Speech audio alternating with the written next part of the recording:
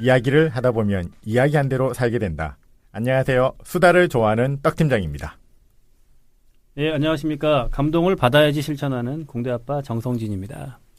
좋은 교육을 더 많은 사람에게 알선해드립니다. 안녕하세요. 대안적 교육을 파는 남자 남양주 브로커입니다. 어서 오십시오. 저희는 대안적인 교육을 고민하는 아빠들의 유쾌한 교육수다 데디스토크고요. 저는 아빠들의 수다를 돕고 있는 MC 여리여리 박경련입니다. 안녕하세요. 안녕하세요. 저희 5번째 시간 됐어요. 벌써 5번째입니다. 저희 바로 친해진 꽉 채웠네요. 거죠? 엄청 친해졌죠? 그럼요. 느낌상으로는 10번째 같은데. 우리 서로 많이 알게 됐어요. 네. 그죠? 데디스토크에 지난달에 이어서 이번 달에 좋은 일이 있었다고요. 저희가 예전에 EBS 방송에 한번 나왔었는데 맞아요. 네. 이번에는 이제 국민일보에 네. 그래서 신문사도 접수를 갖다가 했습니다. 저희가 요청한 게 아니라 거기서 취재로 오신 거잖아요. 네, 취재로 오셨더라고요. 네. 네, 취재로 오셔서 데디스토크 아빠들이 도대체 어떤 이야기를 하는지, 그리고 그 이야기를 하면서 아빠들의 삶은 어떻게 변화되고 있는지, 그리고 아빠들이 그 과정에서 자녀들에게 기대하는 바는 무엇인지, 이런 얘기를 갖다가 편하게 했는데 그것을 사진과 함께 또 저희가 기사를 내주셔가지고 또 저희 어머니 좋아하시더라고요. 우리 아들 나왔다. 그러니까요. 제 패친들도 저도 아직 그 공유도 안 했는데 패친들이 먼저 알고 나 이 사람 아는데 그러면서 공유해 주셔가지고 깜짝 놀랐죠. 사진이 이렇게 다 같이 남자분들이 여럿이 테이블에 둘러서 멋지게 딱 포즈를 잡고 있는 사진이 났었잖아요. 네네. 사진에 만족하셨나요? 저는 일단 뒤쪽에 있어가지고 얼굴이 작게 나왔기 때문에 만족했습니다. 잘생기게 다들 나오셨던데. 네. 이제 우리 공중파로만 들어가면 되나요? 그렇네요. 네. 예, 기대하겠습니다. 그동안 우리 남양주 브로커님은 어떻게 지내셨어요? 굉장히 오랜만에 만나는 것 같은데요. 네. 저는 그 사이에 캐나다를 좀 다녀왔습니다. 네, 1월 달에 그 2주 10박 12일 정도 일정으로 제가 이제 기독교 학교들에 관심 있는 일들을 계속 하다 보니까 캐나다에 있는 기독교 학교들, 특히 온타리오주에 있는 학교들을 좀 둘러보고 왔어요. 네. 많이 활성화가 돼 있나요? 캐나다는? 거기 굉장히 자유롭게 열심히 하시더라고요. 네. 좀 화가 났습니다. 부러워서? 네네. 부러우면 지는 거 아닙니까? 우리 아이들도 이렇게 좀 자유로운 교육을 받을 권리가 있는데 우리는 너무 여러 가지 제약이 많다는 생각이 들더라고요. 캐나다에서도 대안교육을 하려면은 뭐랄까 비용이나 이런 부분이 좀 거기는 비용 많이 들더라고요. 네, 우리랑 비슷했는데 좀 우리랑 좀 다른 점은 패밀리 튜이션이라고 해가지고요. 그 한 명 다닐 때는 굉장히 비싼데 네. 둘 다니든 셋 다니나 똑같은 거예요, 금액이. 괜찮다. 그래서 다자녀에게 굉장히 유익한. 캐나다로 가고 싶지 않으십니까? 갑자기 가고 다자녀들을 싶습니다. 어떻게 좀 이민 갈 수 있습니까? 이민 안 가자고 시작한 방송인데 이거. 그러네요. 발목이 잡히네요. 제가 거기 가서 그래서 제가 격 팀장님한테 문자 보냈는데 우리가 민족 아빠 대표 34님 많더라. 교육 독립을 위해서 계속 노력해야 되겠다. 네. 한국에서 이런 교육이 있으려면 더 우리가 노력을 많이 해야 되겠다. 이런 이야기 했어요. 저는 남양주 브로커님께서 돌아오실 때, 캐나다에서 돌아오실 때 페북에 글을 올리셨거든요. 그 기억이 좀 나는 부분이, 우리가, 부러워하지 말고, 우리가 더, 방금 말씀하신 것처럼, 이 길을 더 확실히 만들어야겠다. 네. 이렇게 다짐하신 페북 내용이 있었어요. 네. 분노를 힘으로. 네, 분노를. 네, 능력으로 삼아서 그렇게 돼야 될 텐데요. 그러니까요. 네. 하실 일이 많을 것 같아요. 공대 아빠님도 여행 갔다 오시지 않으셨어요? 예, 저는 비즈니스 여행도 많이 다니고요. 네. 그 온타리오주 저 갔다 온 다음에 바로 터치해서 저는 교육 쪽이 아니라 저 회사 일 때문에 설비 업체 미팅하러 바로 들어갔습니다. 그래서 갔다가 와서 신혼여행 갔다 오셨잖아요. 그렇지. 새 출발하신 거예요? 같은 분이죠? 애가 셋이라고 들었는데. 애가 셋인데 애 셋을 버려두고 그 와이프랑 이제 미럴 여행을. 꿈에 그리는. 예. 솔직히 좋으셨어요? 솔직하게. 부인 안 들으세요. 이제는 말할 수 있다. 이제는 말할 수 아니 방송 나갈 텐데. 저는 거침없이 얘기를 하니까. 좋은 점이 많았었죠. 예. 그렇게 좀 이해해 주시면. 말을 많이 더듬으시네요. 예. 좋은 점이 많았던 것으로 네. 훈훈하게 마무리를 하겠습니다. 여행도 많이 다녀오셨다고 해서 참 좋은데 오늘은 좀 특별하게 게스트를 저희가 모시고 얘기를 좀 나눠보려고 해요. 오늘 주제가 사교육 어떻게 할까? 라는 이야기를 저희가 나눠볼 텐데 사실은 부모로서 아이들 학교 가고 요즘은 유치원 때부터도 고민 많이 하죠. 맞습니다. 뭘 시켜야 되나 이거 그렇죠. 해야 되나 말아야 되나 어디까지 해야 되는가 이런 고민들 뭐 안 하는 부모님이 안 계실 텐데 전문가를 모셔서 저희가 좀 얘기를 해보려고 합니다. 좀 재밌는 이력을 가진 것 같아요. 네, 오늘 모신 선생님은 원래 이제 외국어 고등학교 교사셨는데 네. 사교육 걱정 없는 세상이라고 저희 방송에서 몇 번 소개된 적이 있었던 네. 그 단체로 중간에 이렇게 이직을 하셨어요. 네. 그래서 야 이게 되게 의미 있다고 생각했었는데 좀 근데 이상한 것 같아요. 네네 좀 두 개가 대치되는데. 대치되는 느낌이 네. 나잖아요. 근데 외고에서 네. 사교육 걱정 없는 세상 시민단체로. 네네네네. 근데 또 제가 최근이죠. 사교육 걱정 없는 세상에서 다시 외고로 네. 돌아가셨어요. 그걸 그만두시고 다시 네네네. 학교로.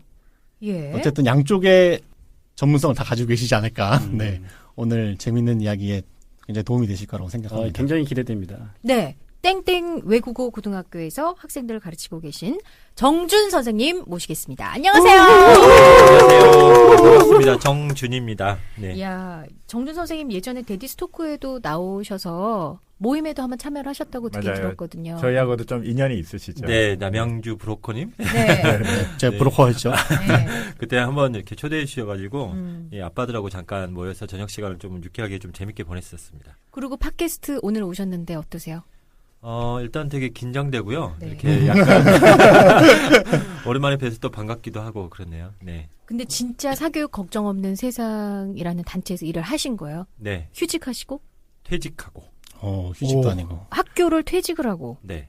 오. 약간의 스토리가 좀 있어요. 얘기 좀 해주세요. 네. 제가 2004년부터 외고에서 계속 근무를 했었고 2013년까지 근무를 했었죠. 2013년에 제가 학교를 퇴직을 했었어요. 하고 저기 팔레스타인 시리아 난민들 캠프를 갔었어요. 그때 퇴직하고 네, 갔고 거기서 6개월 정도 네, 같이 이제 그들하고 같이 좀 지내다가 난민 캠프에서 네, 2014년 2월 달에 한국에 왔죠. 네, 와가지고 그때 그 다음에 다음 스텝을 어떻게 해야 될까 고민이 많았어요. 그러다가 지금 근무하고 있는 요 학교에서 그러면 기간제 교사로 좀 일단 한 학기 있어봐라. 지금 시점이 2월 달 말이기 때문에 좀 일단 기간제로 좀 있다가 그 다음 스텝을 좀 고민해봐라. 이렇게 좀 배려를 해주셨어요. 또 그때 영어 교사가 좀 필요했거든요. 네. 그래서 그때 갔는데 그러니까 2014년 거의 12월 달 정도에 사교육 걱정 없는 세상에 송인수 쌤이 제가 다니는 교회에 오셔가지고 이렇게 하셨는데 저희 담임 목사님이 소개해 주셨어요. 그래서 이렇게 원래 송인수 쌤은 알고 있었어요. 그분이 좋은교사 운동 대표로 있었을 때 가정방문 캠페인을 하셨기 때문에 저는 제가 교사이면서 좋은교사 회원이었고 그래서 가정방문을 실제로 많이 해봤고요. 네, 그래서 그분이 하시고자 하는 바 또는 하셨던 일들을 잘 알고 있기 때문에 그분이 하시는 일에 대한 동의가 됐었던 거죠. 그렇겠네요. 네, 그래서 말씀을 송인수 선생님한테 말씀을 드렸더니 그러면 우리 쪽에 와서 같이 아마 좋은 일들이 있지 않을까? 네, 그래서 이제 사교육 걱정 없는 세상에 들어가게 됐던 것 같습니다. 네. 사교육 걱정 없는 세상에서도 되게 든든하셨을 것 같아요. 왜냐하면 현장에 그 교사의 경험이 계신 분이 들어오셔가지고 뭔가 이제 프로젝트라든지 연구 이런 거 갖다가 이제 좀 추진해 주시고 지원해 주실 때 되게 좋은 파트너십이었을 것 같다는 생각도 들거든요. 되게 공감대가 좀 있었어요. 특히 송인 쌤이 영어 교사 출신이었고, 그렇죠. 맞다. 네, 그런 선생님도 면에서- 영어. 네, 예. 그래서 영어 교사의 고민들을 갖고 계셨고, 그리고 제가 대학원에서는 교육 행정 전공하면서 정책에 관심이 많았기 때문에 그 부분도 또 같이 하는 부분들이 되게 많았었죠. 그리고 그 당시 이제 제가 무슨 파트 맡을지에 대한 고민들도 좀 있었는데 외고 출신 교사이니까 고입과 관련된 우리나라의 특목고 자사고하고 관련된 부분에 대한 관심도 여전히 네. 우리 단체에서는 있었고 또 영어 교육 초등학교 학생들의 영어 교육에 대한 문제 그렇네요. 그리고 제가 2015년에 그때는 새로운 고등학교 학생들이 맡게 될 그 교육과정 2015 그 모니까 통합교육과정이라고 해서 굉장히 그때 당시는 이슈가 많이 됐고 수포자 운동도 그때 있었죠. 그래서 네.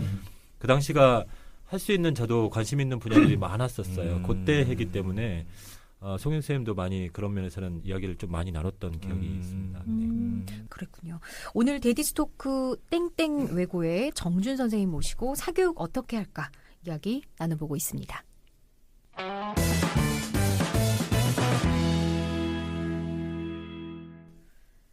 네, 정준 선생님과 함께하는 데디스토크. 실제 지금 또 사교육 걱정 없는 세상에 계시다가 다시 학교로 가셨단 말이에요. 왜 가셨을까도 사실은 궁금하거든요. 아까 공대 아빠님께서도 약간 말씀을 들어보면 사교육 걱정 없는 세상과 외고가 대치된다 이런 표현을 잠깐 쓰셨는데 제가 볼 때 저는 이제 다 있어 보니까 대치라는 개념은 아닌 것 같아요. 그러니까 그러니까 사교육 걱정 없는 세상은 제도를 통해서 모든 우리 시민들이나 우리 학부모님, 학생들이 그 제도가 바라는 수준, 인식 수준까지 끌어올리기를 바라는 마음에서 운동을 많이 하는데 이게 외고 자사고의 문제, 이 제도의 문제를 통해서 우리가 추구하는 바가 뭔지를 좀 볼 필요가 있는데 결국은 우리가 지향하는 바가 아이들이 행복하고 아이들이 원하는 아이들이 원하는 꿈을 잘 이룰 수 있도록 도와주는 게 공교육의 역할, 외고도 그 중에 하나겠죠. 목표는 같다는 말씀이시죠? 네, 목표는 그렇죠? 같습니다. 예. 그런데 지금 제도를 손보는 개선하는 입장, 이 개혁해야 되는 입장에서 보면 대치는 맞는데 추구하는 바는 결국은 같다고 봐요. 그러니까 저는 외고로 돌아가는 것 자체도 계기가 조금 있어요. 그러니까 그 사교육 걱정 없는 세상에 있을 때 서울시교육청하고 MOU를 맺었는데 그때 오디세이 학교에서 영어 교사를 뽑아서 MOU를 맺게 돼서 제가 국장 역할도 하면서 중간중간 하루는 오디세이 학교 학생들을 가르치게 됐어요. 그래서 제가 영어 교사를 그쪽에 가서 이제 같이 하게 됐는데 그 아이들을 보니까요. 너무 애들이 좋은 거예요. 다시 애들을 만나고 싶으셨구나. 정말 애들을 너무 만나고 싶은 거예요. 그러니까 제가 한 2년간인 거죠. 2년간 떠나 있으면서 교육 정책도 보고 거기서 이제 사실 굉장히 스토리가 좀 많아요. 그 아이들은 영어 알파벳 못 읽는 고1도 있었어요. 네. 고1인데. 네. 그 아이들을 또 한 학기 정도 가르쳐 보니까 이게 교사가 하고 싶은 거예요. 사실은. 그러니까 제 방향을 중간에 약간 저한테는 격동의 5년이라고 저는 제 스스로 표현하는데 그때 제가 교사를 해왔고 교사를 그만뒀지만 제가 해야 될 부분에 대해서는 좀 선명해진 것 같았어요. 네, 그럴 그러니까 수 있어요. 일종의 마흔에 찾은 사춘기, 사춘기 이런 것처럼 방황하다가 찾았던 개념이고 또 하나는 사교육 걱정 없는 세상에서 기자회견 많이 하잖아요. 네. 이대를 갔는데 이대 정문에서 현수막 들고 그 앞에서 기자회견을 했어요. 근데 끝나고 이제 다 짐 정리하고 이제 이대에서 잠깐 차 한잔 마시고 이제 가려고 하는데 저희 졸업생들이 제자들이 봤다는 거예요. 네. 들어오다가 그럼 정준 선생님 같은데 어떻게 여기 계시지? 뭐 그러면서 있다가 이제 거기서 이제 로비에서 본 거죠. 선생님 무슨 일 하세요? 이렇게 물어보더라고요. 근데 제가 어떤 학교 바깥에 있었을 때는 제 뭐 활동 내용이나 이런 것들을 페북이나 이런 것들에 쓰지 않았어요. 그래서 구체적으로 아이들이 제가 뭐 하는지를 잘 모르고 있었는데 이제 거기서 처음 본 거죠. 학교에서 영어 시간에 선생님으로 봤던 분이 거기서 이제 뭔가 약간 시위처럼 뭔가 기자회견을 하니까 너무 당황스러웠던 거예요. 그러면서 그 아이랑 잠깐 이야기를 좀 나눴는데 선생님은 학교에 선생님으로 계셨으면 좋겠다는 이야기를 했었어요. 그리고 고대에 가서도 고대 정문 앞에서 욕 먹어가면서 그때 하여튼 또 기자회견을 또 했는데 끝나고 또 거기서 또 우리 제자를 또 보게 되고 그러니까 다니는 곳마다 대학 앞에서 갔을 때는 꼭 봤었어요. 그러면서 그때가 2015년이었어요. 그때 다 일어났던 제 삶을 좀 찾아가는 자리를 찾아가는 작업이었고 제가 만났던 아이들을 좀 다시 한번 이야기를 들어봤던 어떤 시기가 아니었나 그런 생각이 좀 들고요. 무슨 이야기 하다가 외고로 다시 왜 갔냐. 그래서 그래서 가셨군요. 네, 교사를 해야 되겠다는 생각이 있었고 네. 그때 한 11월 달 정도에 학교에서 이제 그만 방황해라. 그랬어요. 한번 지원할 생각 있으면 한번 해보는 게 어떠냐 이런 의견을 주셨죠. 네, 그래서 저희 아내랑 다시 한번 고민하다가 다시 지원하게 됐고 이랬었습니다. 네, 지금은 외고에서 천직이 교사셨던 그러네요. 예. 알고 보니 그렇다. 정준 선생님과 함께 사교육 이야기 나누고 있습니다.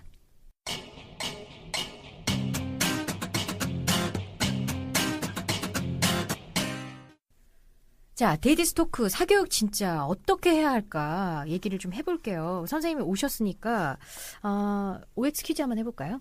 네, OX 퀴즈. 네, OX 퀴즈로 제가 질문을 던질게요. 그러면 우리 아빠들이 먼저 O다 X다를 동시에 외쳐주세요. 아, 저희가 먼저요? 네. 네. 그래서 그 다음 정준 선생님이 이제 답을 해주시는 거죠. 네. 예.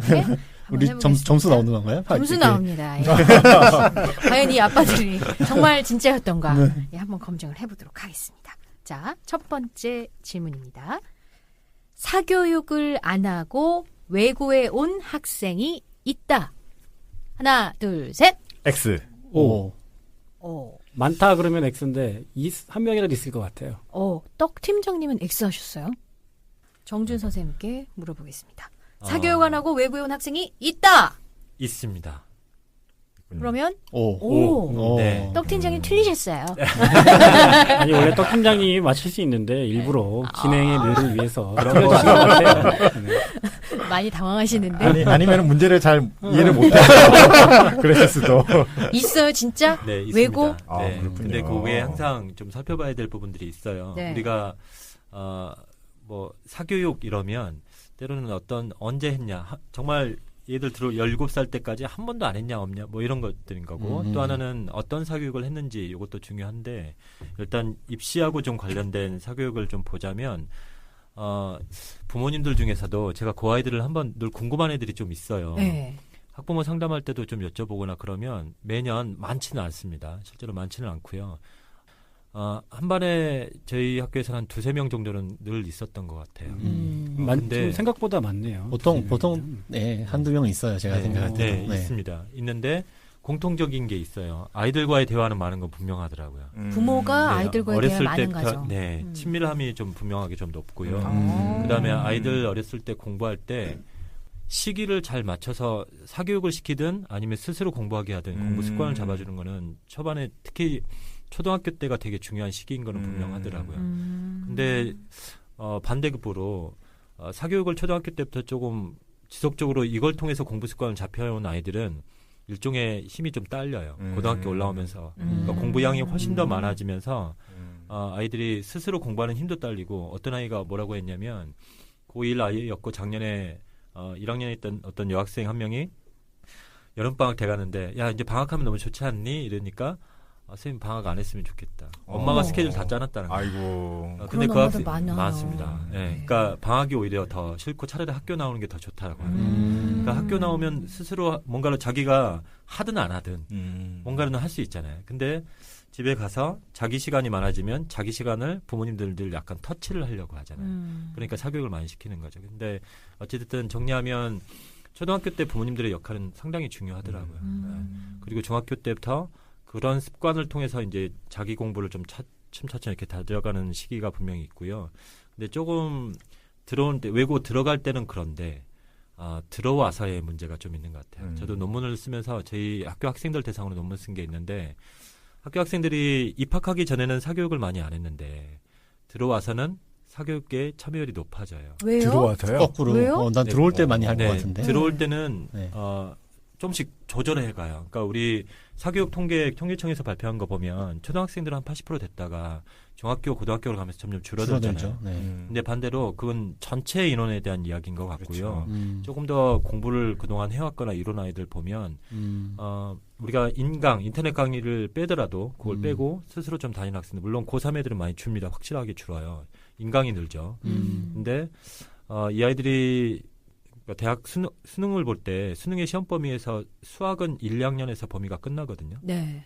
그러니까 1, 2학년 때 다져야 될 게 되게 많은데 학교 진도나 내신 이런 거 맞춰가다 보면 그걸 혼자서 감당하기 되게 어려워요. 그러니까 외고에서는 수학의 단위수, 그러니까 일주일 동안 배울 수 있는 시간이 적기 때문에 이거 소화해낼 수가 없어요.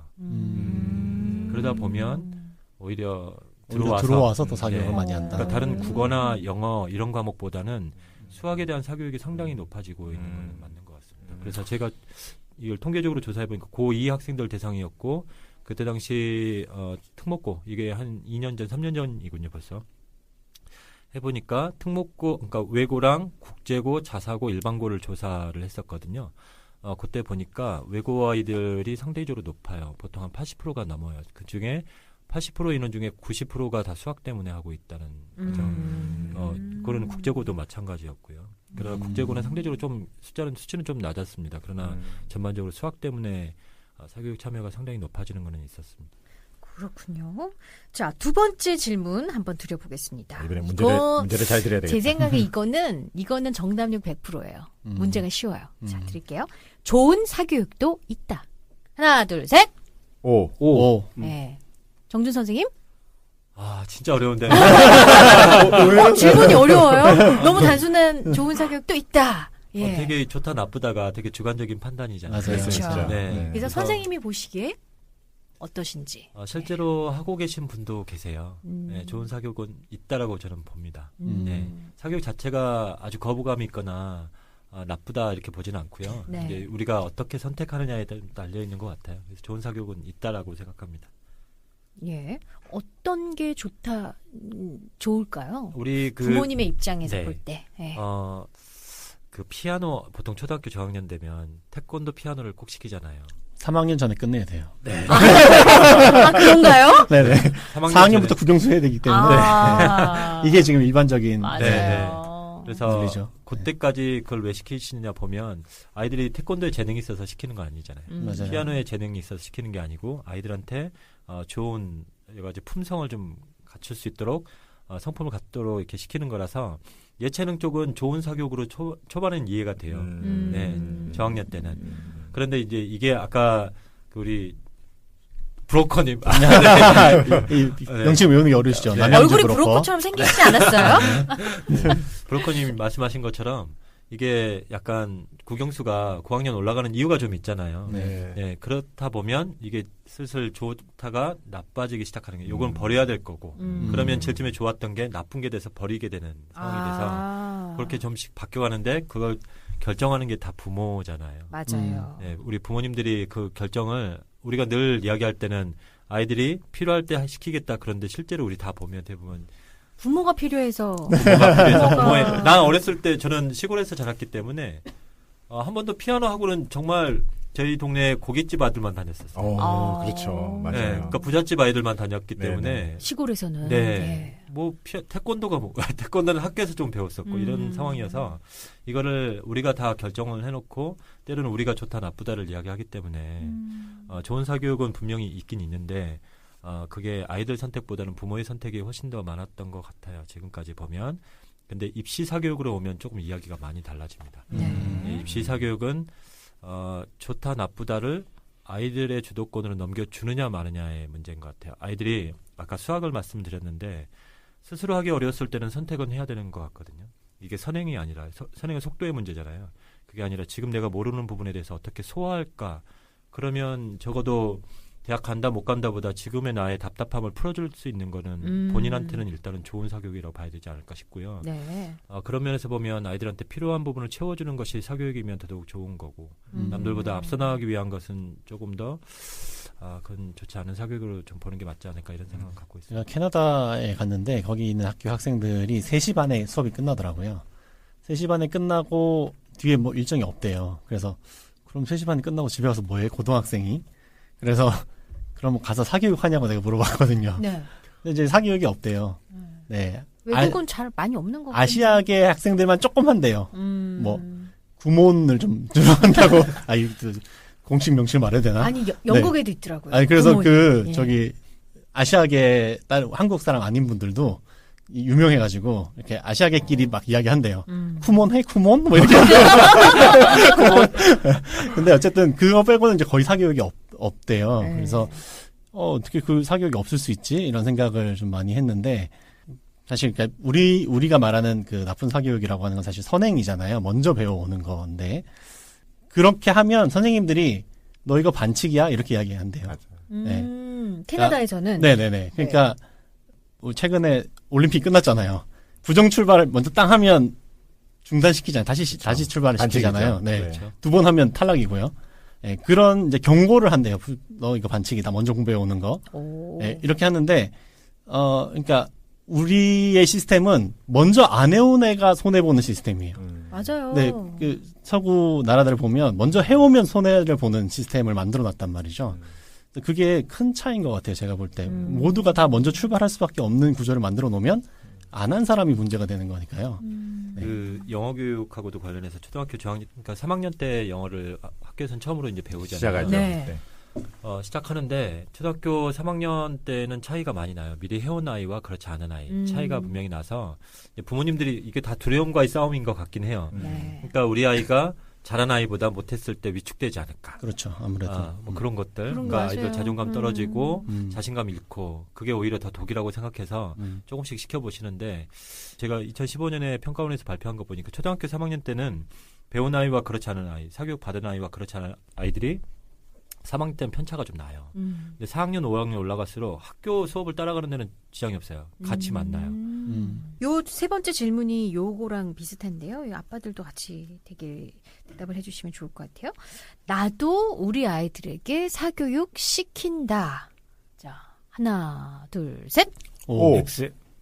X. 네. 공대 네. 아빠 X 하셨고요. 저는 O. 뭐 시키세요? 저는 지금 미술 학원하고 태권도. 네. 네. 그리고 저희 딸은 오카리나 그리고 오카리나. 수영, 농구 이렇게 예체능 중심으로. 그러네요. 정준 선생님 대답해 주십시오. 우리 저도 저도 뭐 하세요? 네, 첫째는 미술. 아까 음. 미술 좋아한다고 네네. 말씀드렸죠. 네네. 네, 미술 하고요. 피아노 이렇게 하고요. 둘째 아이는 농구. 남자아이니거든요. 네, 농구하고 뭐 하지 얘가? 학교에서 방과후 학교. 네, 요거 방과후 학교로 수학 요거 합니다. 네, 둘째 아이가 좀 수학이 좀 많이 어렵더라고요. 못 가르치겠어요, 남자아이는. 그래서 그 두 가지. 주변에서 엄마들이나 네. 이렇게 그런 분들이 이런 거 질문 안 했어요. 외고 선생님이다라는 사실을 알게 되면은 어머 선생님 뭐 뭘 가르쳐야 돼요? 뭐 이런 얘기 많이 묻지 않을까요? 많이 물으세요. 그럴 것 같아요. 네. 네. 근데 보는 관점이나 이게 좀 방향이 다르기 때문에 네. 이야기해줘도 잘. 이야기 그렇구나. 뭐라고 대답하세요? 그러니까 그러면 네. 아니 그대로 이야기해줘요. 네. 그러니까 조금 천천히 하셔도 된다. 이렇게 말씀을 드리는데 지네들만 좋은 거 그러니까 상당히 실망하시죠. 실망 많이 안 하시죠. 들으실 원하는 것 답을 같아요. 안 주시는 거죠. 그러니까. 그러니까 그리고 또 하나 우리가 정말 그렇게 한다니까요 말하면 아까 말씀드렸잖아요. 뭐 아내가 국어교사고 선생님이고. 제가 영어니까 뭐 그렇게 생각하시겠지. 뭐 집에서 알아서 하겠지. 그러니까 사교육 필요 없잖아 이렇게 생각하시더라고요.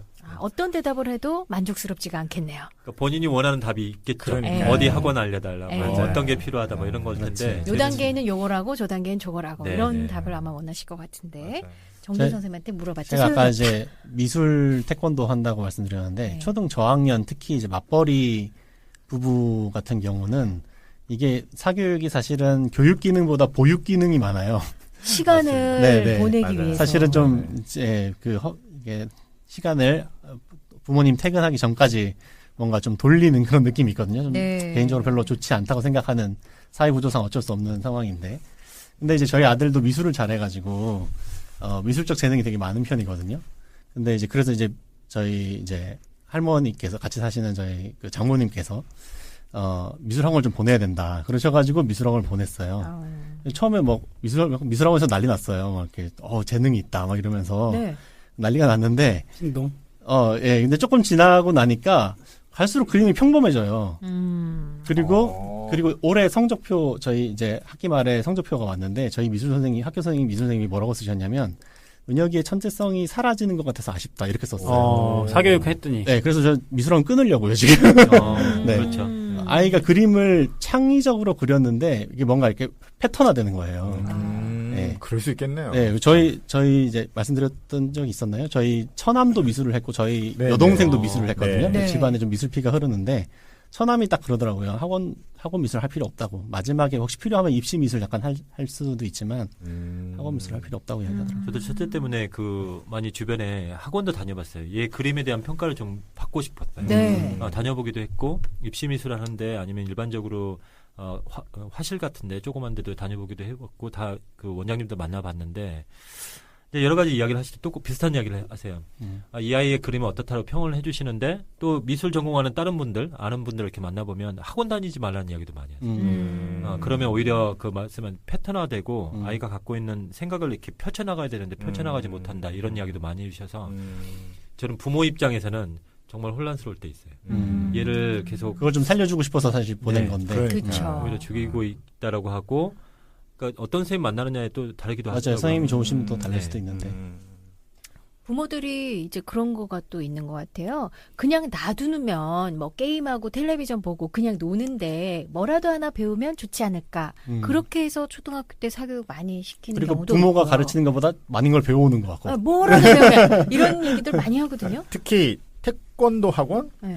전 옆에서 지켜보니까 되게 좋더라고요. 애들이 싹싹하게 인사도 잘하고 네. 태권도 선생님들이 인정하고, 주로 인정하고. 젊은 남자 선생님들이 많으시니까 네. 특히 남자애들 같은 경우는 그 안에서 뭐 예절도 배우고 네. 권위도 배우고. 태권도를 배우는 게 아니라 질서를 배우고 그리고 심지어 가면 여러 체육 활동들 다 배우더라고요. 줄넘기도 줄넘기부터 하고. 띵틀도 맞아요. 하고 뭐 웅변도 가르쳐요, 거기서. 개인적으로 저는 태권도 학원은 만 제가 아들이 있었으면은 꼭 보냈을 것 같은데 네. 딸이어서 그냥. 저도 아까 뭐 X라고 했지만 저는 사교육을 안 시킨다는 건 아니고요. 제가 하게 하는 게 없다. 그런 의도에서 강요하지 않았다. 저희도 미술학원 보내거든요. 근데 가고 싶다 그래서 보낸 거고 저는 사실 좀 피아노 같은 거를 해보게 하고 싶었어요. 근데 굳이 싫다 그래서 그렇죠. 예, 못 보냈어요. 그리고 영어 학원은 예전에 하고 있었는데 끊었고 예. 그래서 결론적으로 생각해 보니까 제가 하게 한 건 없더라고요. 네.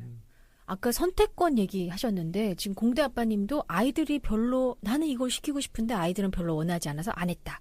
부모 입장에선 좀 안타까운 거고요. 또 하던 것도 애들이 왜 그만두고 싶어하는 그쵸. 경우가 있잖아요. 그때 애들 말을 들어주면 또 한편으로는 이게 꾸준히 하는 걸 못 길러줄까봐 좀 그렇고 그렇죠. 안 들어주려니까 또 억지로 시키는 것 같고. 이런 딜레마가 있는데 네. 어떻게 생각하세요? 정말 그런 것 같아요. 그러니까 집에 가만히 두면 아까 보육 기능 말씀하셨는데 저희도 맞벌이기 때문에 집에 계속 있을 수가 없잖아요. 초등학교 저학년은 얼마나 학교 일찍 끝나요. 또. 진짜 빨리 와요. 유치원생 12시쯤 와요. 빨리 와요, 진짜. 진짜 그때 오는데 뭐 할 거예요. 그러니까 보육기능 차원에서도 또 뭐라도 다 하나 배웠으면 좋겠다는데 그러면 좀 아는 것 같아요. 얘가 운동신경은 있는 건지 어떤 음악적인 그 약간 재능까지는 아니더라도 그게 약간 감각은 좀 있는 건지 이런 거 알 수 있는 것 같고 그만두자고 할 때 저도 진짜 고민했어요. 저는 한 3번 정도를 설득을 해봐요. 항상. 그러니까 그만둘 때 얘가 말씀하신 것처럼 이 시점에서 뭐 할 때마다 자꾸 그만두게 해버리면 얘가 그 순간을 못 넘을 때가 좀 있더라고요. 그래서 그만둔다고 할 때는 왜 그만두는지를 꼭 물어봅니다. 그러면 뭐 내가 이거 꼬마애들 특히 남자애들은 내가 이거 배워서 뭐해 뭐 내가 뭐 피아니스트가 될 것도 아닌데 뭐 이런 이야기도 하고요. 지금 뭐 현실에서 집에 그때 당시에는 피아노가 없었어요. 피아노도 없는데 어디 가서 피아노를 쳐 뭐 이런 이야기도 많이 했는데 진짜 그것 때문에 그러냐 물어보면 그냥 가기 싫고 자기 시간이 많았으면 좋겠다는 거예요. 그러니까 자기 시간을 확보하기 위해서 그러면 어떻게 할까를 고민했었고 그러면 조금 더 다녀볼까? 그래서 아빠는 3번 정도 기다려볼게 이야기를 되게 많이 했던 것 같아요. 네. 근데 이 순간 아이들이 포기하고 싶을 때마다 자꾸 포기하게 하는 거는 글쎄 나중에 저희 아이들 학교에서 풍물한다고 말씀을 드렸잖아요. 네. 풍물에 그 상모 돌리는 게 되게 어려워요. 저는 안 돌아가거든요. 근데 애들이 포기하고 싶은 순간이 있는데 그때 주변에서 어머니들이 뭐라고 했냐면 조금 기다려보시는 게 좋다. 근데 그 말이 맞더라고요. 조금 더 기다려보고 이야기 들어봐주고 아이가 힘든 게 뭔지 뭐가 필요한지를 좀 알아서 기다려주면 넘어가는 순간이 어떤 애들은 2번일 수도 있고 어떤 애는 3번, 4번일 수 있는데 그러나 그걸 통해서 아이들이 배우는 거는 이 극복하는 힘도 좀 기르더라고요. 네.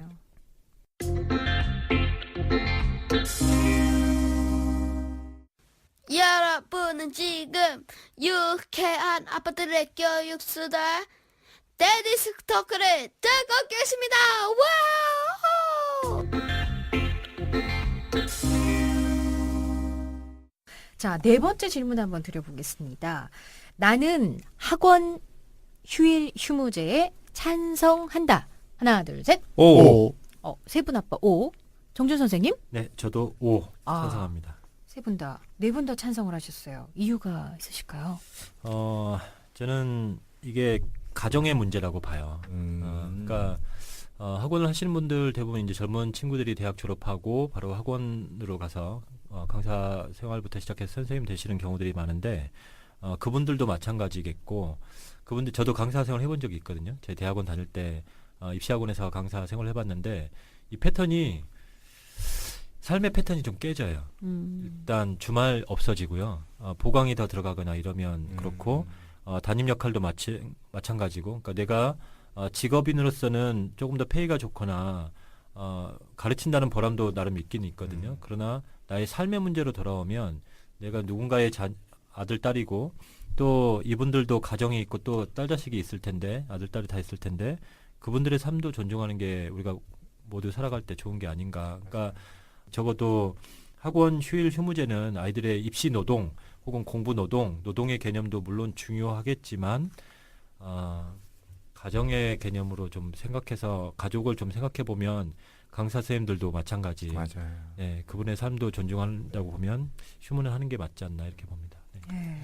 네, 이게 약간 저도 이제 학원 관계자하고 이 이야기를 좀 해본 적이 있는데, 그러니까 학원 원장님 입장에서는 수익과 연관돼 있는 부분이기 때문에 네. 좀 민감해하시는 것 같고, 학원 선생님들은 우리야 좋아하시죠. 법이 정해지면 그렇게 되면 좋죠. 우리도 좀 쉴 수 있고 뭐 네. 이렇게. 왜냐하면 저 옆에 학원도 하기 때문에 우리도 해야 되는 그런 문제들이 또 발생하는 것 같더라고요. 맞아요. 마치 우리 옆에 애가 학원 다니기 때문에 우리 애도 학원 다녀야 되는 것처럼 옆에 학원이 하기 때문에 우리 학원도 해야 되는 그런, 안 해주면 뭔가 안 해주는 학원, 뭐 좀 잘 안 해주는 학원 같은 느낌이 있어가지고 하게 되는 문제가 있어서 결국은 이제 합의가 이루어져야 되는 거잖아요. 서로 간에 우리 그러면 이렇게 하지 말자라고 이렇게 서로 합의를 해야 되는데, 제가 이번 오늘 방송하기 전에 페이스북에 이 주제와 관련해서 이렇게 어떻게 생각하시는지 댓글 좀 달아달라고 부탁을 드렸는데, 응답자 몇 분 중에 대부분 이 학원 휴일 휴무제에 대해서 기본적인 취지는 공감하나 구현되지 않을 거다라는 인식들이 많더라고요. 그러니까 그런 합의가 잘 안 이루어질 거라는 거죠. 그러니까 몇 사람만 이렇게 또 다른 방식으로, 법은 이렇게 있지만 또 약간 이렇게 피해갈 수 있잖아요. 맞아요. 피해가는 방식으로 하면 또 똑같이 어떤 문제들이 발생하는 거. 그러니까 이게 제도만으로 문제가 해결될 것인가, 그리고 제도에 따른 인식이 따라가줘야 되는데 그것이 얼만큼 따라가줄 수 있느냐, 이게 제일 큰 고민 중에 하나인 것 같아요. 네. 네. 그렇다고 해서 뭐 의식이 못 따라가니까 제도 하지 말자고 할 수는 없을 것 같고, 저도 오라고 한 것은 제도와 함께 의식을 같이 좀 만들어 가야 되는 게 아닌가. 그런 제도가 생기면 사람들이 또 좀 생각을 그럼요. 왜 그렇게 해야 되는지에 대한 네. 토론을 해볼 수 있지 않을까. 자, 사교육도 마찬가지인 것 같습니다. 제가 아까 말씀하신 것처럼 우리 남양주 브로커님이 페북에서 다른 친구분들한테 이제 질문해서 받은 걸 봤어요. 네네. 이런 게 궁금하다고 하셨어요. 보면 다들 과도한 지나친 사교육은 나쁘다라는 생각을 하고 계신데, 제 생각에는 이게 과도하다는 게 사람마다 기준이 다른 것 다르죠. 같아요. 예. 그리고 아이들한테 저희가 그런 얘기 하거든요. 뭐 안 한다 그러면, 야, 딴 애들 얼마나 많이 한 줄 알아? 야, 딴 애들은 엄청 해. 야, 너보다 많이 해. 더 해. 이러는데 선생님은 어떻게 생각하시는지. 과도한의 기준. 네. 과도한의 기준은 그래도 아이들이 배우는 게 학교 내용에 대한 선행 이 정도이기 때문에 일단 기준은 학교에서 배우는 같은 시기에 같은 내용을 배우잖아요. 그러니까 요거보다 얼마나 많이 배우느냐의 차이가 좀 있는 것 같아요. 그러니까 학교에서 일이라는 걸 다 같이 배운다고 하면, 같은 학년에서 일이라고 배운다고 하면 어떤 아이는 2, 3 요걸 좀 속도를 내서 하는 거. 저희 옆집 아이가 토요일 날 이제 엘리베이터를 같이 타게 됐는데, 그때 당시 2년 전인데 아이가 그때 당시 4학년이었거든요. 근데 이 아이가 어디 가냐 물어봤더니 학원 간다. 학원 뭐 수학? 그러니까 수학 배우러 간다고 하는 거예요. 네. 몇 학년 거 배우니? 5학년 거 배우니까 중학교 3학년 거 배운다고 하죠. 오. 4학년이요? 네. 이런 걸 과도한다고 하는 과도하네요. 거예요. 정말 그러니까 저기 우리 선행교육 규제법에 따라서 이제 금지법이라고 하죠. 근데 이런 거에 따라서 보면 보통 한 학기 정도의 선행은 우리가 통상적으로 이해하고 가는데, 그거보다 넘어가면 과도하다고 하는데, 이게 아이들 감정적으로 받아들일 수 있는 수준이 있는 것 같아요. 그러니까 학교에서 조금 더 본인이 어느 정도 진도가 나가고 충분히 이해하는 아이들은 한 학기 정도는 이해해요. 근데 정말 1년까지 넘어가면 처음 다시 배우는 거하고 똑같아집니다. 본 수업에 들어오면. 그래서 한 학기까지는 저도 볼 때는 약간 과도하는 면이 있어요. 한 단원이나 수학 같으면 한 단원이나 그렇죠. 두 단원 정도면 괜찮은데 이게 한 학기면 보통 4단원 이상 나가는 거거든요. 그래서 아이들이 느낄 때 4단원까지 나갔을 때는 다른 아이보다 많이 나가고 있으니까 많이 아는 것 같지만 전혀 그렇지 않습니다. 그러니까 입시 쪽에 이 수학하고 관련해서 가보면 결국은 얼마나 많이 배웠냐, 빨리 배웠냐의 문제가 아니라 이해하고 있는지에 대한 문제가 되게 맞아요. 많아요. 네. 그러니까 그 부분을 본인이 이걸 충분히 알지 못하고 계속 배우기만 하면 애들 사실 사교육비가 늘어나는 이유가 많이 배웠다는 이야기가 되거든요. 그러나 아이들의 성적이나 이런 학업 성취도나 이런 거 보면 높아지지 않아요. 네. 그러니까 이게 사교육 효과가 초등학교 때 저학년 때 효과가 극대화돼요. 빠르잖아요. 이게 눈에 다 쏙 들어요. 잘하는 것 같아요. 다 그런 잘하는 배운 것 같아요. 애들은. 네. 효과가 분명히 나타나지만 올라갈수록 효과가 나타나지 않고 정체돼 있는 느낌만 많고 오히려 후퇴가 되거든요. 그러니까 중고 올라갈수록 뭐가 필요하냐면 선행이 필요한 게 아니라 보완의 역할을 해줄 수 있는 사교육이 가면 좋은데 실제로는 그렇지 않죠. 자꾸 속도 이야기만 하는 거죠. 계속 맞아요. 네. 빨리 배워야 된다. 너 2학년 되기 전에 다 마스터해야 3학년 때는 수능만 충분히 반복해서 풀면 된다라고 이야기하는 거죠. 고등학교를. 그러니까 애들은 달려가긴 하는데 배우는 거 없고 쌓이는 거 없이 계속 가는 거죠. 근데 많이 배운다고 해서 다 하는 건 아닙니다. 우리 애들 경우를 봐도 우리 학교 학생들 보면 많이 배운 애보다 자기가 스스로 우리 보통 야자라고 하죠. 자습 시간에 다시 한번 정리해보고 이해하고 모르는 것만 체크해도 충분히 따라가는 부분이 많아요. 그 아이들이 오히려 더 안정감 있게 가요. 불안해하지 않고. 그런데 오히려 그걸 조장하는 것들이 되게 많은 거죠. 그러니까 또 하나는 속도의 문제고 양의 문제로 자꾸 접근해버리니까 좀 어려움이 좀 생기는 게 아닌가 이런 생각이 들고요. 그런 부분들을 저는 과도하다고 봐요. 이게 사실 학계의 개념은 아니죠. 그러니까 학교에서 배우는 게 기준이 되면 그 다음 단계에 어느 정도 얘가 이해할 수 있는지에 따라 천천히 그 속도에 맞춰서 우리 보통 예습이라고 옛날에는 예습이라고 그렇죠. 했던 것 같아요. 네, 예습. 지금은 선행이라고 하잖아요. 네. 근데 예습이라는 표현이 더 정확한 예습 표현이에요. 수준으로만 하면 괜찮은데. 네. 예습 수준으로만 하면 적당한 것 같아요. 그러나 요거보다 한 달은 두 달은 한 시간에 한 달은 안 나가거든요. 수학으로 보면. 맞아요. 근데 이걸 어떻게 나가냐고. 그러니까 애들이 다시 그 수업 시간에 오면 다시 반복하게 되는. 그러니까 또 반복하고 애들 이해 안 되고 이게 계속 악순환되는 게 아닌가. 깊이 없이 그냥 정보만 보고 이해는 못하고 그 악순환이 계속되는 거네요. 네, 계속 악순환이 되는 거죠. 아무튼 자기 것으로 다시 익히는 시간을 충분히 갖지 못하면 과도한 사교육을 하는 거라고 봐야 돼요. 그러니까 그게 대부분 이제 사교육에서 그 시간을 많이 뺏는 경우가 있는 거죠. 아이들이 언제부터 집에 혼자 있을 수 있죠? 뭐 제가 궁금증인데 고학년? 고학년들은 혼자서 네. 많이 다니고 그렇죠. 그렇죠. 그러니까 4학년, 5학년, 특히 5, 6학년 정도면 혼자서 있을 수 있더라고요. 그러니까 자기 시간이 충분히 조절할 수 있는 시간이 좀 되는 것 같아요. 그러니까 이때는 자기가 스스로 공부할 수 있는지가 얘가 공부에 재능이 있는지 관심 있는지 알 수 있는 것 같긴 한데 어쨌든 너무 지나치다라고 하는 거는 예습 정도에서 벗어나면 지나치다고 보는 게 맞지 않을까 싶습니다. 그럼 그 말씀은 이렇게 혹시 해석해도 될까요? 사교육은 가성비가 좋지 않다라는 거지. 네. 그러니까 이게 뭐 초등학교와 중고등학교 좀 다를 수 있을 것 같은데 초등학교에서는 부모들이 예체능은 모르겠지만은 이제 뭐 국영수라든지 이런 과목들에 있어서 시키는 사교육이 이게 투입되는 비용에 비해서 거기서 나오는 아웃풋이 가성비나 효율성이 좀 떨어지는 이런 게 우리나라 사교육의 근본적인 또 문제가 아닐까. 혹시 이런 해석도 가능할까요? 가능하다고 보지 않을까요? 그러니까 뭐냐면 투입 대비 부모가 기대하는 수준만큼 안 나오는 거죠. 그렇죠. 일단 네, 그게 네, 좀 네, 있고 네. 또 하나는 투입은 했는데 우리가 이미 아는 바처럼 대한민국 학생들 공부 정말 모두 열심히 하잖아요. 많이 하죠. 이 잘하든 못하는 그렇죠. 개념이 아닙니다. 네. 모두 같은 시간에 네, 네. 대부분 비슷한 공부의 시간과 양을 갖고 있어요. 그러니까 내가 어느 정도 노력하고 스스로 깨닫고 이게 없으면 투입해도 같이 계속 이런 상태니까 위치는 크게 달라지지 않는다는 거예요. 이게 한 7, 8년 전 자료긴 한데 종로학원에서 재수생들 대상으로 해서 고등학교 1학년 때 모의고사 성적이 그때 당시 모의고사 꽤 많이 봤거든요. 네. 모의고사 성적이 3학년 때 수능 때 어떻게 바뀌느냐. 바뀌는 비율이 2%도 안 돼요. 재수에서 성공하는 비율도 30% 미만입니다. 그러니까 이거는 같이 공부해서 이게 우리가 가성비를 말씀하시는 것처럼 투입 대비 효과가 좋냐? 그렇지 않다고 봅니다. 네. 일단 투입 안 한 거에 비해서 부모가 좀 마음이 편하다. 그럼요. 그게 사실은 제가 볼 때 그게 효과네. 그게 사교육하는 이유예요. 그게 사랑이라고도 이야기하세요. 부모가 사랑. 네. 내가 그래도 할 만큼 해줬다 이런 느낌. 그리고 약간 불안함을 좀 내 눈앞에 안 보이니까 학원 가 있으니까 공부하겠지 이렇게 생각하는 그런 것들이 가장 큰 어떻게 보면 효과가 아닐까 싶기도 하고요. 좀 씁쓸한 이야기지만 네. 공부 성적의 효과는 저는 반짝 있다가 아까 말씀하신 대로 뒤는 똑같아진다는 네, 게 똑같아지더라고요. 제가 생각하는 사교육 효과 그 같아요. 사교육 시장에서 특히 영어학원에서 이런 말씀 많이 하시잖아요.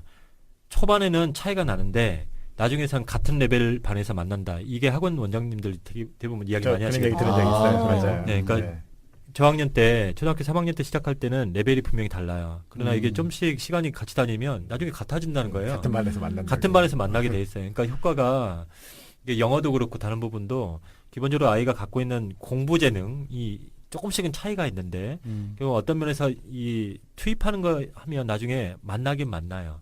대부분 같은 수준에서 만나요. 위에 있는 애들이 떨어지진 않고 가만히 있으면 얘는 더 이상 올라가지 않고 그러니까 정체되어 있는 상황이 계속 반복되고 아래 있는 애는 시간이 지나면 지날수록 배우는 게 많아지니까 만나게 돼 있는 거예요. 그 다음부터는 이제 본인이 갖고 있는 공부 재능 그리고 그것에 대한 관심 이런 거죠. 동기부여 이런 것들이 이걸 한 단계 올리느냐 이 차이만 있어요. 영어 선생님이시니까 영어에 대한 그 사교육, 영어 사교육도 많이 하잖아요. 예, 하죠. 흔히들 중학교 때쯤까지는 영어 끝내놔야 고등학교 때 수학도 하고 한다 이런 얘기도 있어요. 네. 어떻게 생각하세요? 우리 OX 안 물어보나요? 이제는 네. 파고들어야 됩니다. 나 오. 그런 것 같다. 그럴 중학교까지는 수- 영어 끝내놔야 될 것 같다. 오. 저도 진짜요? 저는 X. 예. 아빠들 두 분이 오를 하셨단 말이죠. 네. 예, 선생님, 이분 영어 좋아하시나 봐요. 선생님 저는 그 이야기 진짜 많이 들었어요. 많이 하시죠. 정말 많이 엄마들이 하죠. 많이 하거든요. 그 다음부터는 초등학교 고학년 때부터는 수학이다. 뭐 이렇게 이야기도 많이 네. 들었고, 글쎄 영어 예전에 용인 쪽에 사교육 걱정 세상 그때 이제 강의 나간 적이 있어요. 제가 영어 교사였다고 하니까 어떤 학부모님이 초등학교 6학년 자녀를 뒀는데 그 이야기 하시더라고요. 학원에서 문법을 지금 13번 돌렸다고 하시더라고요. 그래서 몇 번 정도 더 해야 이게 다 할 수 있겠냐. 오. 아이가 이해하나요? 라고 하니까 그래도 이해 못한다. 그러니까 몇 번을 더 해야 되냐고 물어보시더라고요. 이해하지 못하는 거예요, 그 아이는. 13번 돌렸는데. 네, 그러니까 문법이 우리말에서는 문법을 지금 가르치지는 않잖아요. 그러니까요. 초등학생들한테는. 네. 그러니까 저는 이게 6학년 때까지 끝낼 문제는 아니에요. 지금 우리 한국에서의 영어 교육은 그러니까 목표가 분명해야 된다고 봐요. 외국어 교육은. 그러니까 얘가 유학을 갈 건지 아니면 우리가 갖고 있는 게 지금 당장 대학에 입시해서 필요한 건지 대학생들도 토익을 할 건지 뭐 이런 개념들 갖고 있잖아요. 외국어는 목표가 분명해야 된다고 봐요. 그러니까 이거를 언제까지 끝낸다의 개념이 아니라 목표가 분명해야 이게 과정이 나오거든요. 근데 이거 없이 그냥 수능 만점 이런 개념도 이제 사라졌어요. 서울대도 4등급 영어 4등급이 합격했거든요, 이번에. 네. 그런 만큼 등급제가 되면서 많이 이게 좀 무너진 것들이 있어요.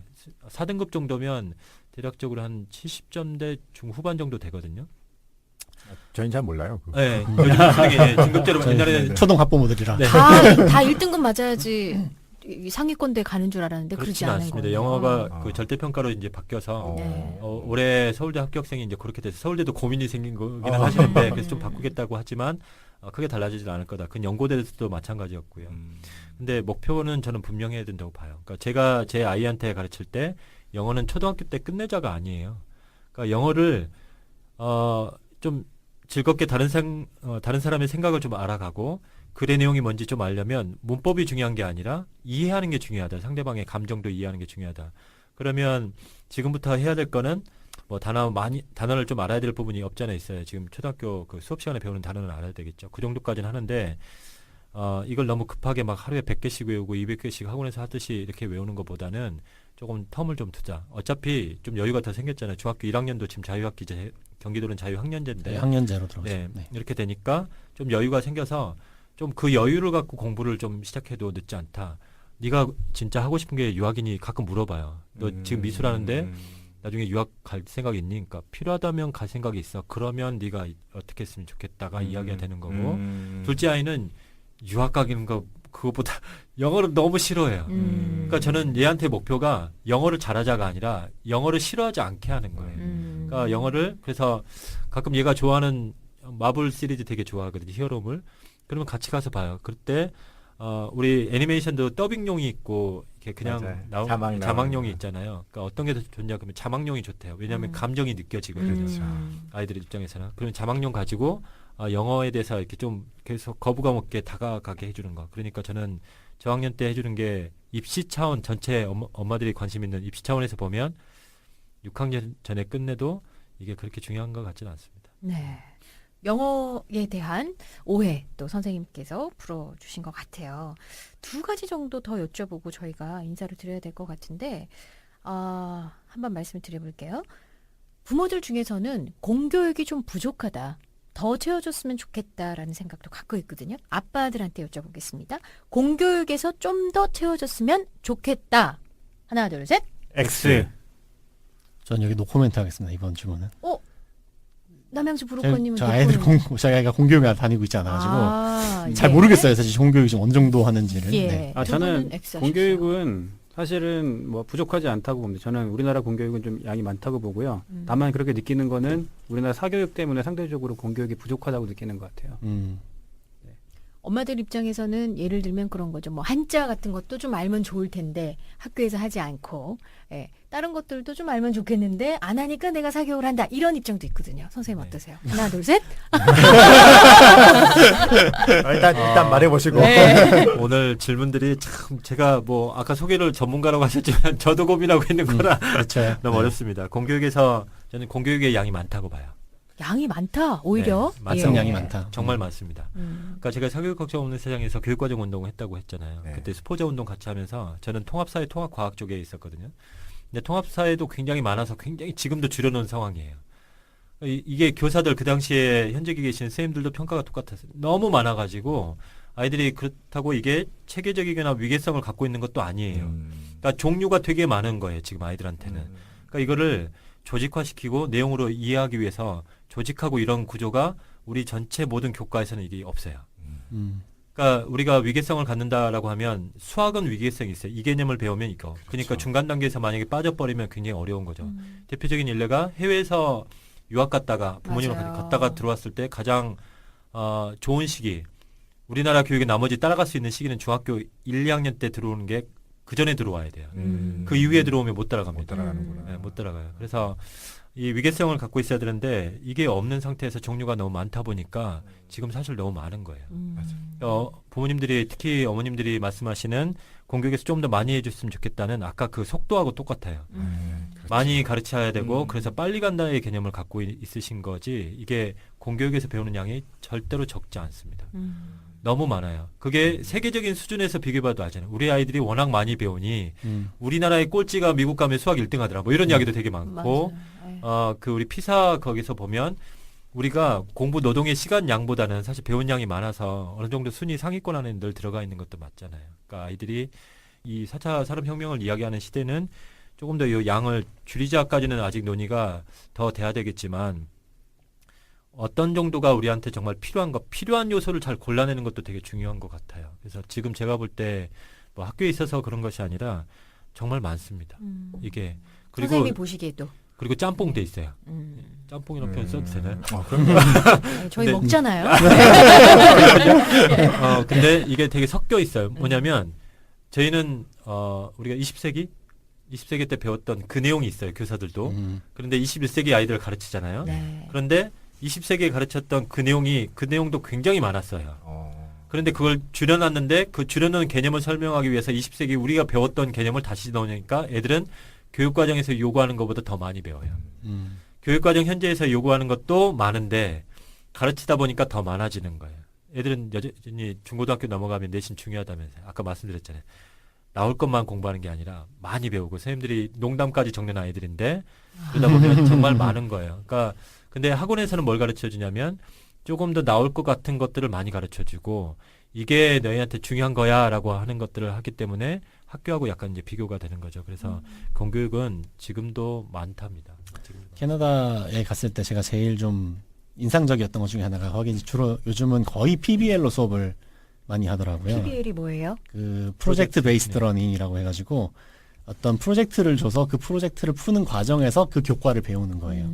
그러니까 우리는 기본적인 인식이 지식을 쫙 배우고 지식을 배운 걸 활용하는 것 쪽으로 이렇게 그 다음 단계로 나아가는데 아예 첫 번째가 지식을 활용하는 걸로 가는 거예요. 그럼 거기에 필요한 지식을 따라 배우는 거죠. 네, 그런 식으로 이제 이게 바뀌어가지고 약간 그러니까 우리 한국 교육, 특히 동양의 교육의 가장 큰 문제는 이 지식과 삶이 괴리되어 있다는 거거든요. 배운 건 배웠는데 삶으로 어떻게 연결하지? 이게 잘 안 된다는 건데 아예 처음부터 삶의 문제를 던진다는 거죠, 아이들한테. 삶에 이런 문제가 있는데 이걸 풀려면 어떻게 해야 돼? 이걸 풀려고 하다 보니까 이런 개념도 필요하고 저런 개념도 필요하고 배우는 거죠.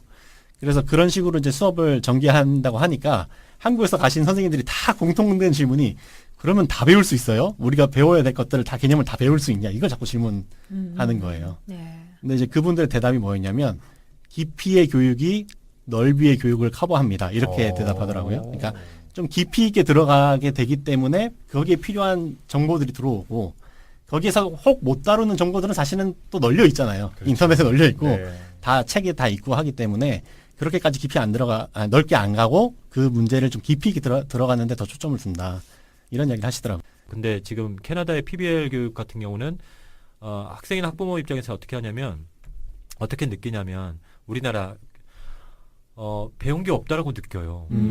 왜냐하면 우리가 판사를 많이 해주고 예전 같은 경우에 그러면 애들이 교과서에 뭐 배웠는지 모르겠는데 뭐 많이 써져 있으면 많이 배운 것 같은 느낌이 좀 있는 네, 거예요. 뿌듯해요. 뿌듯해요. 근데 이 프로젝트 수업은 안 가르쳐주죠. 안 가르치죠. 없어요. 보면 활동지는 있는데 뭘 네. 배웠다 이 정리된 개념이 없어요. 교과서는 스토리로 돼 있어서 뭔가 이야기는 있는데 정리되지 않거든요. 근데 요즘에 우리 애들은 정리된 걸 더 훨씬 더 좋아해요. 그걸 배웠다라고 생각해요. 그래서 참고서가 더 좋은 교과서로 이해를 하는 거예요. 네. 그다음에 정리된 우리 그 강의 노트 이런 것도 되게 좋아하는 것도 정리된 거를 많이 외우는 게 편하거든요. 근데 스스로 사고하는 능력을 따지고 보면 프로젝트 수업이 훨씬 더 필요한 수업인데 그것과 우리 지금 현장의 사회에 있는 요게 좀 괴리가 있죠. 괴리가 있어. 한국에서 한다 그러면 또 문제가 많이 발생할 거예요. 이게 그래서 한국 쌤들 그럼 그런 또 질문하는 사교할 이유예요. 네. 아니 뭘 가르치냐 이렇게 네, 나오는 네, 거예요. 네. 또 따로 그렇게 공부해야 될 것 네. 같아요. 근데 그런 개념이 그분들이 그래서 교사의 그 역할이 달라졌다 이렇게 표현하시더라고요. 교사가 지식을 전달하는 사람이 아니고 일종의 코치 역할로 많이 바뀌고 있다고 이야기하시더라고요. 그런 선생님들이 또 학교에서는 약간 지탄을 받으세요. 맞아요. 아무것도 안 가르친다. 왜 아무것도 안 가르치고 왜 사회자 그러니까 무슨 코너의 사회만 보려고 하는 것처럼 야 이거 해봐 그거 그랬니 이거 하지 직접 예전처럼 강의식으로 가르치지 않거든요. 그러면 애들이 한 학기 끝나고 나서 저희도 강의 평가 나쁘게 나와. 네. 진짜 나쁘게 나와요. 아. 그래서 이 선생님이 최하위를 받아가지고 실제로 저희 선생님 중에 하위를 받아가지고 그러면 교육청에서 그거 내려오잖아요. 재교육 나오잖아요. 상당한 스트레스가 좀 상당히 있어요. 자괴감을 느끼겠는데요. 쉽지 않네요. 네, 그 가운데서 쉽지 좀 않네요. 어려움이 있었죠. 예. 이게 제가 느낀 분노였거든요. 이게 좀 좋은 교육을 하고 싶은데 한국에서 안 먹힐 것 같은 그 느낌. 네. 학생들한테조차도 네. 익숙하지 않으니까. 예. 그게 결국 입시라는 우리가 거부할 수 없는 그런 장벽, 그 맞아요. 과제가 그거예요. 있기 때문에 네. 결국 뭐 PBL도 안 되는 거고 그렇게 하려고 하는 선생님들도 이제 의욕이 꺾이는 거고 하는 그런 현상인 것 같아요. 제가 마지막 질문 하나 드릴게요. 사교육을 생각할 때 아이들이 아까 공부재능이란 말을 몇 번 선생님께서 하셨거든요. 네. 공부재능을 파악을 하면 이거를 결과적으로 해야 될까 말아야 될까 혹은 다른 길을 찾아야 될까 이런 결정을 할 수 있을 것 같은데 마지막 질문 아빠들에게 먼저 드리겠습니다. 우리 아이 공부재능 부모가 알 수 있다. 하나 둘 셋. 오. 정윤 선생님. 5입니다. 5. 예, 공부재능이라는 게 있긴 있는 거죠. 네, 분명히 있죠. 그러니까 이것도 공부를 우리가 재능으로 보지 않고 우리는 보통 표현을 DNA로 이야기를 많이 하는데 공부 DNA, 얘는 네. DNA가 부모 DNA가 좋아서 공부 이렇게 잘한다 뭐 이런 것도 있잖아요. 근데 우리가 영재를 이야기할 때 보통 요즘에 선발을 많이 뽑잖아요. 영재학교가 있고 시험을 통해서 영재를 뽑는데 사실은 영재는 눈에 보이지 않을까요? 그러니까 두면 얘가 어떤 부분에 정말 도드라지게 나오는지가 보여서 굳이 시험이라는 제도를 통해서 뽑지 않아도 충분한 영재가 나온다. 네.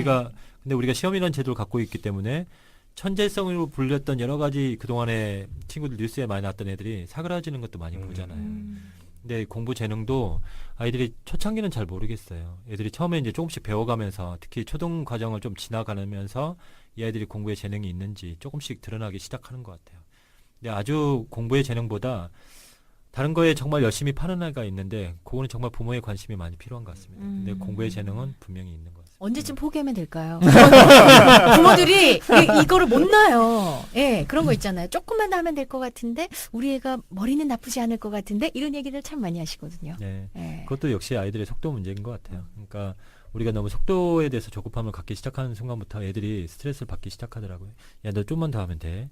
요것만 하면 될 거야. 이게 계속 어찌 보면 아이들은 본인이 원치 않는 거, 이해가 안 되는 부분들에 대한 거기 때문에 저는 그런 부분들이 다 속도의 문제라고 보고요.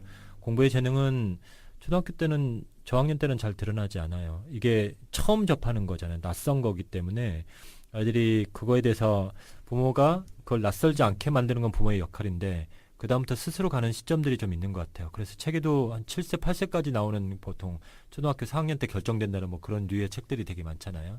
그러니까 그때부터가 슬슬 나타나기 시작하는 것 같아요. 그러니까 4, 5, 6학년 정도 나오기 시작하면 얘가 공부는 어느 정도 따라가네 내지는 아주 못하지는 않는구나 이 정도가 대충 보이는 거죠. 그중에 여러 가지 이제 재능들을 좀 살펴봐야 되는 시기가 아마 그 정도 시기이지 않을까 싶습니다. 근데 입시는 좀 다르다는 거. 아, 공부 재능이 있고 입시 재능이 있고. 입시 재능도 입시 있더라고요. 재능과 공부 재능이 입시는 전략 아닌가요? 전략. 입시는 입시 전략까지 전략. 스킬, 네. 방법. 꼼꼼하게 아까 그런 얘기. 꼼꼼하게 뭐 내신 잘 따는 뭐 내신형들 뭐 예. 있고 그렇죠. 그러네요.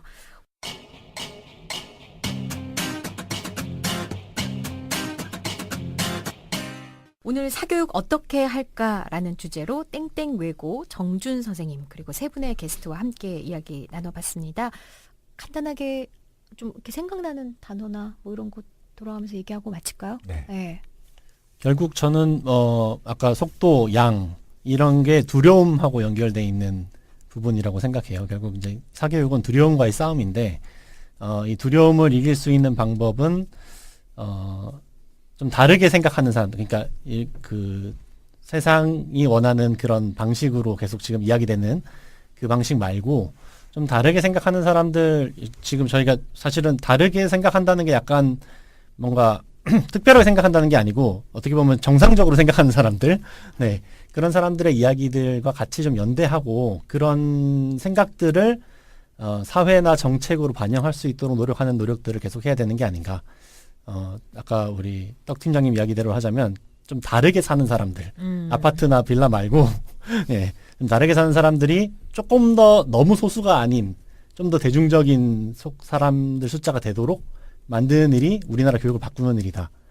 예, 그러려면 계속 브로커를 해야 된다. 이게 지금 브로커님의 좋은 교육을 말씀이었습니다. 알선하고 싶습니다. 네. 네. 공대 아빠님은요? 네, 저는 중학교 1학년 이제 올라간 큰 애가 있으니까 오늘 저희 팟캐스트 내용이 굉장히 좀 도움이 많이 된 것 같고요.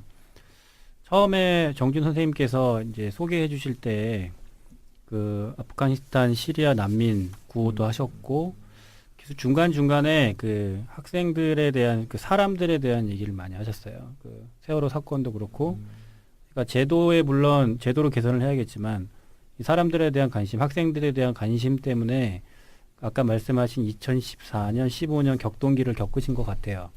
그러니까 저도 물론 뭐 잘하고 저희 큰애가 뭐 잘하고 그러는 것도 중요하지만 그 애한테 좀 더 관심을 가져봐야겠다 라는 생각을 좀 했습니다. 네. 우리 떡 팀장님? 저는 선생님 얘기 중에 오늘 계속 나왔던 그 속도에 대한 얘기가 제일 네. 인상적이었던 것 같아요. 예. 우리는 너무 힘들게 살아서 그랬는지 모르겠는데, 남들이 다 뛰어가는데 내가 느리게 가는 거에 대한 두려움 이런 거 정말 큰 것 같아요. 예. 사실 우리 사회가 아직 복지도 좀 아직 덜 갖춰져 있고, 뭐 갖춰가고 있는 중이기는 하지만은, 그래서 좀 속도에 뒤처지는 것에 대한 두려움을 좀 이겨낼 수 있는 그런 생각. 그리고, 저는 그 생각이 들거든요. 좀 뒤처지는 사람들끼리 뭉쳐가지고, 우리가 느린 게 아니야. 쟤네가 빠른 거야. 쟤네 그냥 자기 갈 길 가라고 그래. 우리는 우리의 갈 길을 갈 거야. 우리의 삶을 살아갈 거야. 이런 이야기들을 좀 하는 그런 장이 좀 많았으면 하는 생각이 좀 들기는 하거든요. 네. 그래서 오늘은 속도에 대한 이야기가 가장 인상적으로 많이 남았던 것 같습니다. 저는 사실 저희 아이가 좀 느린 편인데 느린 게 복이라는 생각이 들 때가 많아요. 예. 어쩌면 느리기 때문에 일찍 저는 그 속도에 맞춰가야 되겠다는 생각을 버려버렸거든요. 그래서 더 맞아요. 어쩌면 그렇죠. 바른 교육을 해줄 수 있는 게 아닌가. 네네. 그 속도에 맞춰가야 된다는 생각에 부모가 사로잡히는 순간 아이도 힘들어지고 그렇죠. 부모도 힘들어지는 게 맞아요. 아닌가 이런 생각이 들어요. 네네. 맞습니다. 정준 선생님 팟캐스트 처음이라고 하셨는데 네. 어떠셨어요? 이제 끝날 때 되니까 긴장이 이제 좀 긴장이 좀 풀려져서. 데디스토크에 대해서도 좀 한번 한 말씀 해주시면 좋을 것 같고. 네. 네. 아니 그 교회에서 모임을 또 비슷한 모임을 하신다고. 지금은 네, 잘 안 하고 들었는데? 있어요. 그러니까 저쯤에 우리 그 브로커님이 하셨던 걸 이제 저희가 너무 좋아가지고 네. 저희 아빠들끼리 모임을 하려고 했는데 저희가 어떤 고민이 있냐면 이게 아빠들하고 엄마들하고 생각이 다른 거예요. 많이 다르죠. 다르죠. 네. 맞아요. 그래서 저희는 사실 교회에서 이렇게 가정교회 중심인데 가정들 안에서 좀 나눠봤으면 하는 마음들이 좀 컸어요. 그래서 지금 각 그 모임끼리 이렇게 지금 하고 있는데 역시 부모님 엄마의 생각과 아빠들의 생각이 많이 다르다는 걸 많이 느꼈어요. 네. 그래서 이 데디스토크는 너무 중요한 것 같아요. 근데 제가 고등학교에서 아이들 진로를 결정할 때 엄마하고 아빠 아이 셋 중에서 누가 그 자기의 꿈과 진로를 할 때 최종적으로 누가 결정하냐, 과 결정할 때 누가 결정하냐 가만히 보면 집집마다 좀 다르지만 아이 고집이 세면 져주는 엄마들도 많은데 주로 아빠의 영향이 그래도 있는 게 많아요. 마지막에는 그래요? 왜냐하면 그동안- 아빠들은 너 여기 그동안 있어 아빠. 이렇게 하지 않고 어. 거긴 아닌 것 같아. 이 한마디에 분위기를 잡아버리는 거예요. 아. 이런 것들도 좀 많아요. 그래서 저는 의외로 아빠가 중요하구나. 네, 아빠 중요하다고 봐요. 네, 그러니까 이 데디스토크뿐만 아니라 여러 가지 사교육 문제에 있어서 저는 결국은 가정이 그러니까 가정에서 이 문제가 풀어져야 되지 않을까. 특히 엄마 아빠가 좀 잘 풀어지고 이야기가 잘 다듬어져야 되는 것 같아요. 아빠 이야기가 맞을 때도 있고 어머니가 불안과 그 고민들이 맞을 때도 많거든요. 맞아요. 그래서 그 둘 사이에 우리 가정이 그 속도를 맞춰가야 되는 것 같아요. 그러니까 아이의 속도를 맞추지만 결국은 그 아이가 있는 가정이 이 속도를 맞춰줘야 되는 거예요. 그러니까 그 고민, 사교육 고민도 대부분 어머님들이 많이 하시는데 아버지들도 그 고민 가운데 참여해서 이야기를 좀 들어보실 필요가 있는 것 같아요. 진짜 어머니들이 고민 많으시더라고요. 저희 학부모 입장에서. 맞아요. 근데 이게 이렇게 격한 반응을. 너무 달라요. 너무 달라서 이 가정 공동체가 잘 형성돼야 여러 가지 데이터들 많았잖아요. 그러니까 부모와의 대화가 많을수록 아이가 성적이 좋다. 우리 그 성적이 좋은 걸 부모 대화만 보는데 사실은 가정이 잘 돼야 되지 않을까. 예전에도 한번 나눴지만 시쳇말로 요즘에 그거 많잖아요. 아버지의 무관심 그거 있잖아요. 엄마의 뭐 정보력, 뭐 할아버지의 뭐 재력, 뭐 이런 경제력 이야기한 것처럼 가정이 무너졌다는 이야기의 반증인데 그러면 가정이 제대로 살면 아이가 성품이든 자기의 꿈이든 그리고 나중에 실패하더라도 다시 돌아올 수 있는 그곳이 있지 않을까.